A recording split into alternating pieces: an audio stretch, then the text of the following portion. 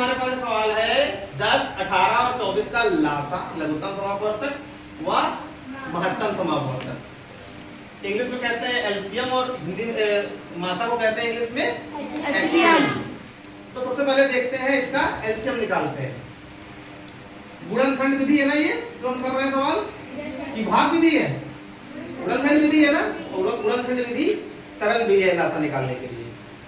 Start करते हैं। विभाज्यता के लिए हमने पढ़ा है ना। सबसे पहले जब हम लासा लगाने लगते हैं सवाल तो सबसे पहले किस संख्या से देखते हैं कि कट रहा है कि नहीं या विभाजित हो रहा है कि नहीं। 2 से। किससे देखते हैं? 2 से। एक भी संख्या 2 से विभाजित हो रही है तो 2 से ही विभाजित करते रहेंगे। और यहाँ हम देख रहे हैं 2 से विभाज्यता का नियम तो जानते ही सब लोग।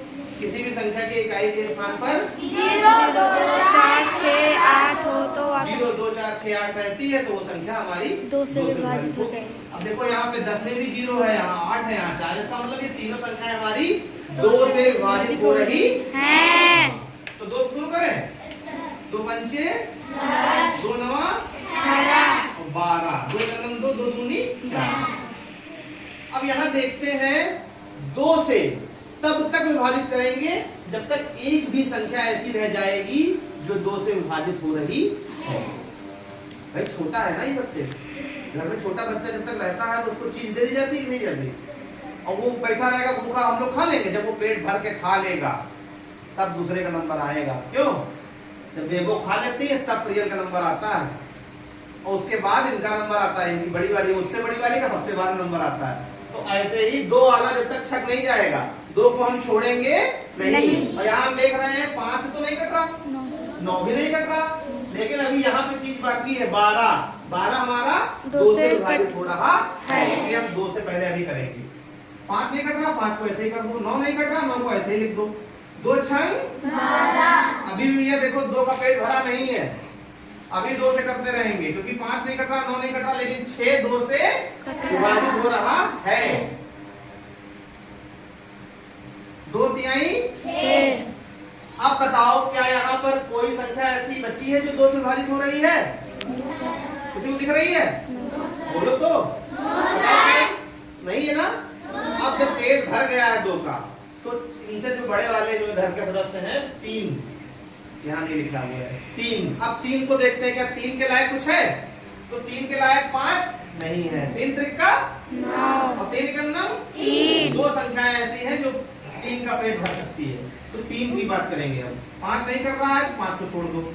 3 एकम 3, 3 एकम 3, 3 त्रिका और 3 एकम 3। अभी भी एक संख्या ऐसी है जो 3 से विभाजित हो रही है तो भैया अभी 5 पे नहीं जाएंगे जब तक 3 का पेट भर नहीं जाता। बड़े वाले भाई के पास नहीं जाएंगे। बड़ा भाई कौन है? 5। 3 भाई है ना, 2, 3 और 5। तो बड़े भाई के पास नहीं जाएंगे। पहले भैया इनका ही पेट भर दो। प्रिया जब तक खा नहीं लेती है दीक्षा को मिलता नहीं। क्या प्रिया? केक जब भरपेट खा लेंगी तब दीक्षा पाएंगी। 5 नहीं कट रहा, 5 को छोड़ दीजिए। 3 करना 1 ऐसे ही लिख देंगे। अब देखो अकेले क्या बचे? 5। अब तो कुछ बताना ही नहीं। 5 करना 5। ठीक है, बराबर हो गया। एक आ गया। अब गुणनखंड हमारा क्या बना? लासा बराबर क्या निकला बताइए? 2